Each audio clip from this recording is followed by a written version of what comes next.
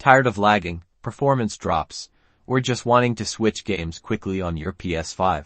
This video will show you how to effectively close a game on your PlayStation 5, helping you keep things running smoothly. Let's get started. First, you'll want to be inside the game you're currently playing. It's important to close down games you're not using, as they continue to run in the background and take up valuable processing power.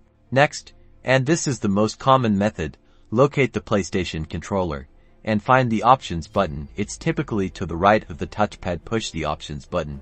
Pressing Options brings up an in-game menu, usually with various settings and options for the game you're playing. This menu's layout varies depending on the game, but it's generally located at the top left corner or accessible through the menu's options. Now to the crucial step, look for the Close Game option. Within this menu, it's usually one of the last listed options, and often with a clear label. Select this option.